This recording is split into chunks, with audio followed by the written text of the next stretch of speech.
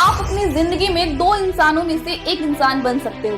पहले वो इंसान जो रूम में एंटर करते ही कहता है लो मैं आ गया, मतलब कि वो एंटर करते ही कहते हैं हेलो एवरीवन मैं आ गया। ऐसे लोगों को ज्यादा पूछा नहीं जाता। दूसरे होते हैं वो लोग जिनके एंटर करते ही लोग चिल्लाने लगते हैं कि आइए आपका इंतजार था, मतलब कि उन्हें देखते ही सब ये कहते हैं कि फाइनली ये आ गया।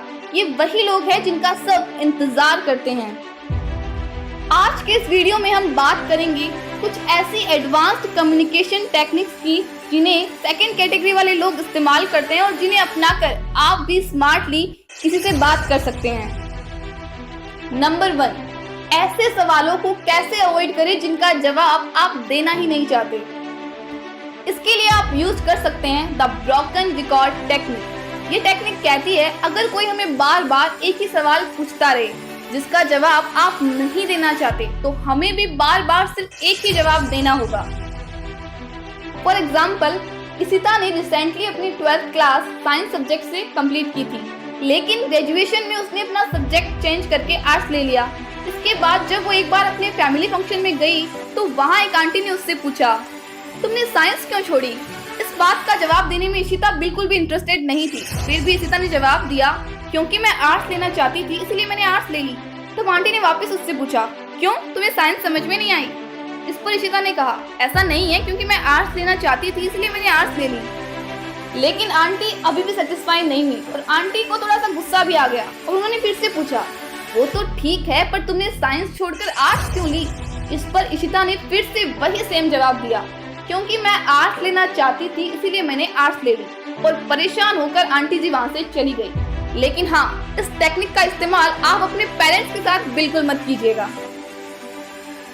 नंबर 2, किसी पर्टिकुलर पर्सन से रेस्पेक्ट पाने के लिए कैसे बात करें। अगर मैं आपसे पूछूं कि आपकी जिंदगी में सबसे ज्यादा इम्पोर्टेंट कौन है तो आप में से बहुत से लोगों का आंसर होगा मम्मी, पापा, ब्रदर, सिस्टर। बट मैक्सिमम लोगों की लाइफ में सबसे इम्पोर्टेंट वो खुद होते हैं। अगर आप किसी से बात करते वक्त अपनी बात में उस इंसान का जिक्र ज्यादा करते हैं जिससे आप बात कर रहे हैं तो वो इंसान आपको पसंद करेगा ही करेगा। फॉर एग्जाम्पल, मान लीजिए कोई आपसे आके कहता है कि आपका ड्रेस मुझे बहुत अच्छा लगा। वहीं कोई इंसान आपसे आके कहता है आप इस ड्रेस में बहुत अच्छे लग रहे हो। हम में से मैक्सिमम लोगों को दूसरा सेंटेंस ही ज्यादा पसंद आएगा क्योंकि उसमें हमारा जिक्र है।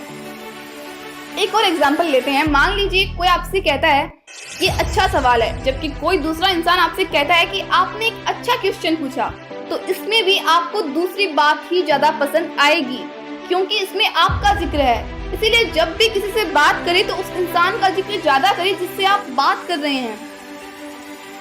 पॉइंट नंबर 3, थैंक्स बोलने का वो कौन सा तरीका है जिससे आप लोगों का दिल जीत सकते हो।